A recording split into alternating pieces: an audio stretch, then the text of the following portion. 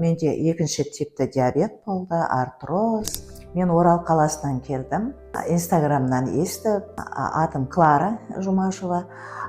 Менде екінші типті диабет болды, артроз, сосын давление менен учетта тұратын едім. Мен бүгін 5-ші күні ем қабылдап жатырмын. Өзімді жақсы сезінемін. Системасын, уколдарын, витаминдерін алып, және арғы физиодан инесін, сүлігін, хиджамсын, қол массаж, аппарат массаж бәрін алып жатырмыз. Ретременен бән ризамын. Қыздар сондай өте күшті, прямо бар ғой, туғаныңды іші бауырыңа кіріп тұрады. Врач қандай кіргенде қош келдіңіз деп қарсылап алады, шайларын ұсынады, тәттілеріменен.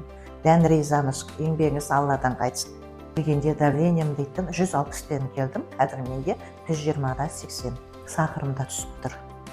Жақсымын, шүкірмін, бән ризамын. Кісілердің бәріне де осында келіп, ем алып, ғұмырларын ұзартып, денелерін тазартуға себепші болады деп айта аламын.